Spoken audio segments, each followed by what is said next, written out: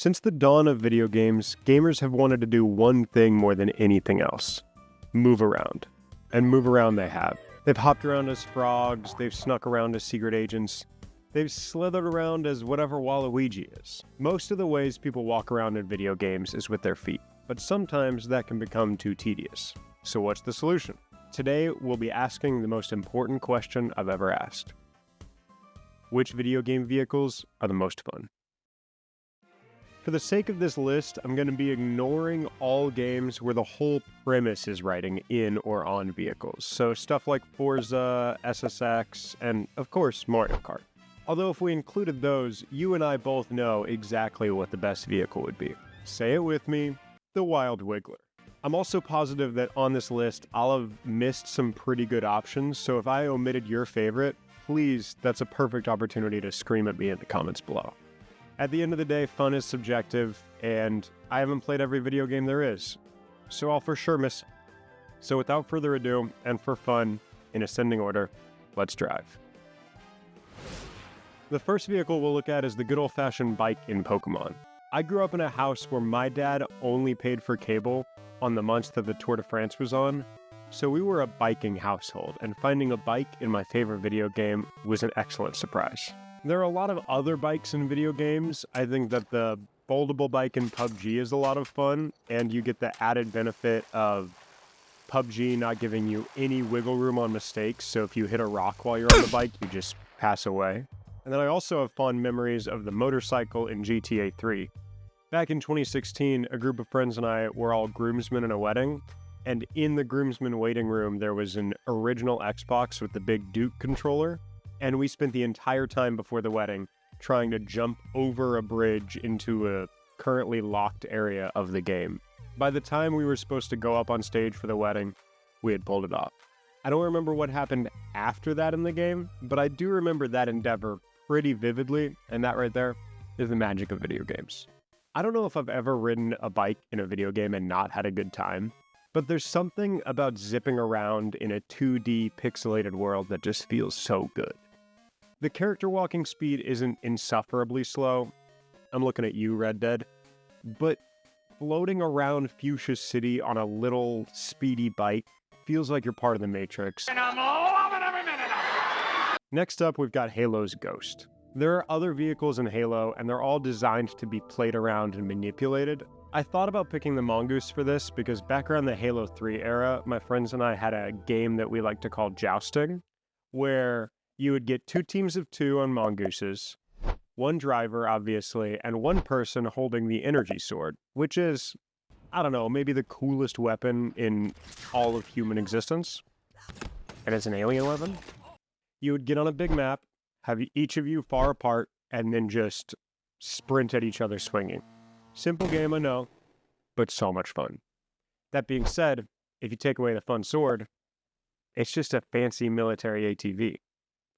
And while the Ghost maybe also is just a fancy military ATV, it's at least a military ATV from an alien species with the sauce.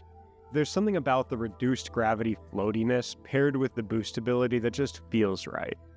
When you activate the boost and go up a hill or up a ramp and fly through the air for a couple seconds, it feels like you're doing what you were put here on Earth to do. It's such a good feeling. It makes me feel almost spiritual about it.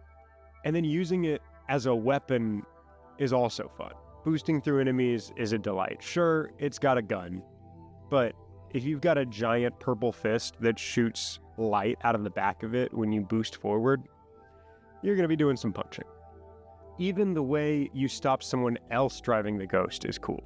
You climb onto it while they're unsuspecting and kick them off the side. Yeah, this is a certified fun vehicle. What is happening? Excuse me? Hello? What's happening? Howdy, friend. We're officially at the horse part of the video.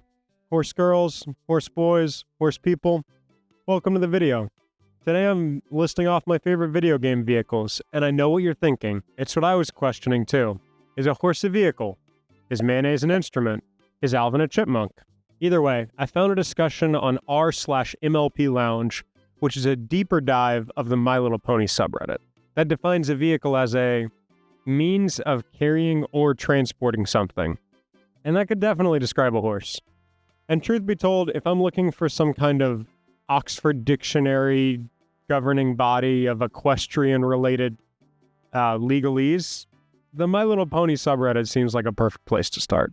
So with their official statement in mind, I feel comfortable calling horses vehicles. But that brings us to the next kerfuffle, which is the best video game horse? I asked some friends and did some quick Googling and narrowed it down to 7 choices. So let's begin. I asked something like 15 people their favorite video game horse, and probably 12 of them mentioned the Skyrim horse. But let me tell you, people don't love the Skyrim horse because it's realistic or rides smoothly or anything. People love it because it breaks every part of the Skyrim physics engine. Look at these 2 goofy-ass horses from the start of the game, the part I would argue needs to work mechanically the best. Every part of the horses here are wacky, but I think that's where the charm lives. The squeals are guttural, the pieces all move in extremely disjointed ways, and the fact that it can climb essentially anything. None of it makes sense, and because of that, it all works. In kind of an opposite vein, Kingdom Come Deliverance is delivered. You see what I did there? When you're riding the horse in Kingdom Come Deliverance, as long as you're on a relatively normal horse riding path, it feels awesome. It feels like you're part of a Sergio Leone movie, and you're riding fast away from people trying to hurt you. When you're riding the horse on a not-so-normal horse path, though, not so awesome. It's not like the Skyrim horse where it's jumping around in a way that definitely feels like a bug, but it definitely can't handle obstacles very well. Just watch what happened the very first time I tried riding a horse in this game.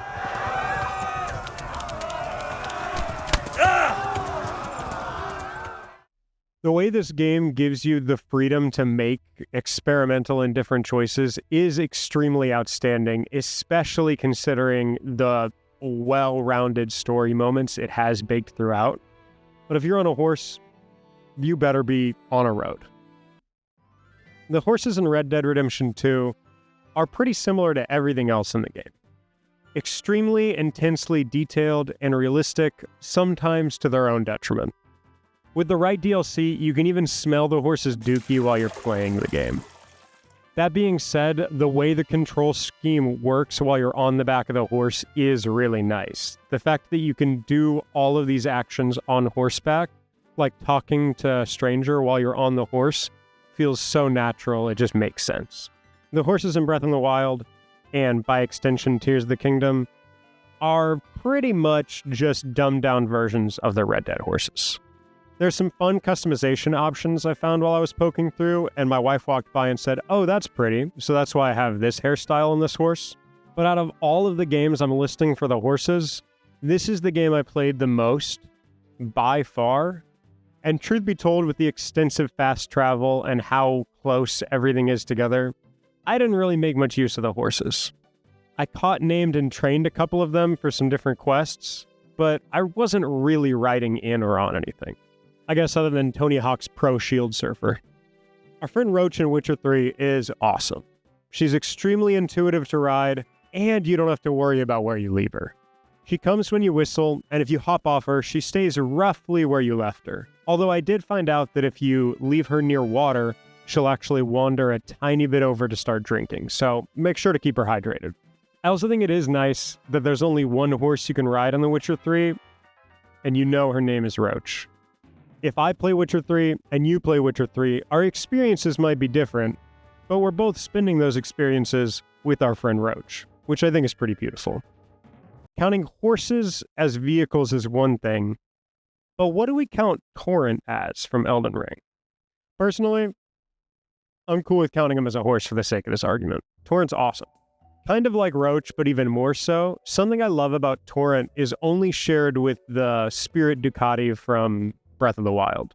When you get off Torrent, he disappears. When you want Torrent, he appears, right underneath you. All of these other vehicles, even a Roach to some degree, you have to keep an eye on and track the location of. Most of them are left where you last rode them, and sometimes they pop up on the map, but sometimes they don't. And if you've ever done a house project with me, something you'll know is that if I am using a tool and I set it down, poof, it's gone forever. I say all that to say I really appreciate that about Torrent and the Ducati. Is that how you pronounce Ducati? Ducati? Ducati? I don't know. The Minecraft horses function pretty similar to a lot of these horses where you can ride them, you can train them, you can collect different horses, you can do some actions while atop them.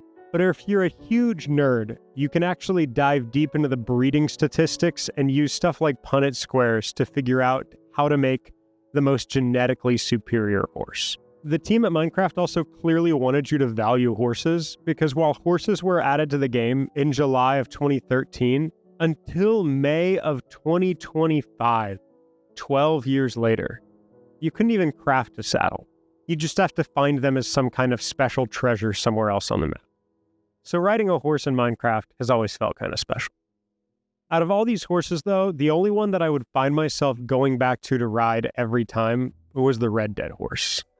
Don't get me wrong, there are some tedious parts of the Red Dead experience, but the way they make every part of it feel so realistic is truly outstanding. At one point in the story, I found this guy who had fallen off his horse and gotten injured, so I carried him to a doctor in town. The doctor told me that he was going to have to amputate this guy's arm and told me to leave the room. For the sake of research for you, I decided I would stay in the room. I won't make you watch, but Dr. Robbie, it really felt like we were in the 1899 version of the pit. But that realism translates perfectly to make the horse experience feel so full of life. It's such an important part of the game that you actually start the game on horseback. There's a 50-minute talk that one of the lead gameplay programmers gave at GDC a couple years ago about the design and treatment of the horses. Definitely functional, but missing something. And I think, as I said when we started out, we wanted to make sure that the horse was more than just a mode of transport for Arthur. The whole talk is called Making the Believable Horses of Red Dead 2, and I'll link it in the description below. But I think what actually stood out to me while playing the game was how believable the horses actually are. I was finding myself feeding the horse and petting the horse without even thinking about it, like you do when you're walking in a video game. So with everything considered, I think I have to say that my favorite video game horse is Yoshi.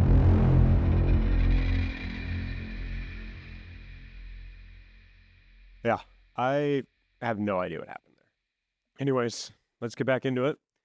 Fortnite is one of the biggest games in gaming history, and it's had its intense variety of movement mechanics. Shout out Chapter 4 Hammer. But one that always stood out to me as being a blast was the Cowcatcher mod a couple seasons earlier.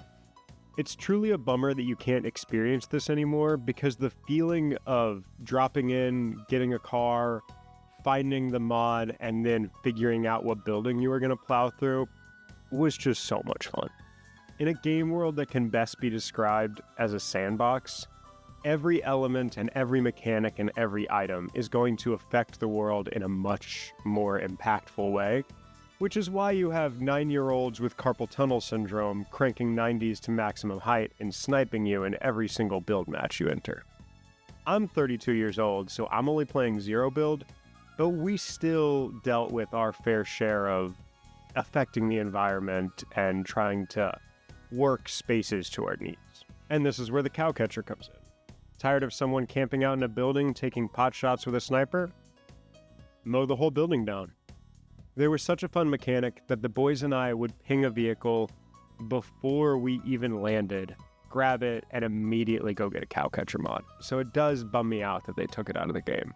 That being said, they are adding Eustace from Courage the Cowardly Dog as a playable character, so maybe Epic Games isn't that bad. Lastly, we have my favorite vehicle on the list, the Lethal Company Cruiser. If you don't know, Lethal Company is a co-op survival horror game where you fly to abandoned moons, pick up loot, and then take it back to a company, named the company for obvious reasons, and then sell it to meet a certain quota they have set. Once you sell stuff to the company, you can use the extra money to buy things like flashlights, walkie-talkies, disco balls, rather miscellaneous items. The most important item, though, is the cruiser for 400 credits. Before we get to too much of the footage, I think it's important to clarify that this game was made by one person who goes by the moniker Zeekers. I say that to say, Zeekers, this part's just for you. You've done incredible work on this game. My friends and I love it so much. If you make any updates, please don't touch the cruiser. She's perfect. Sincerely, Old Jackson Boy. Okay, now that my formal letter's out of the way, let's get to how the car works. First, you need to deactivate the magnet on the side of the spaceship that holds it to your ship. Then you have to turn it on. Now, this isn't your wealthy aunt's Tesla Model Y. It's more like your mom's old baby blue Chrysler Town & Country. It's going to take a few turns on the key to get the ignition going. Then, and this is important, you have to shift out of park. Fun fact, we learned this the hard way. If you don't shift out of park and you hit the gas, the cruiser will explode.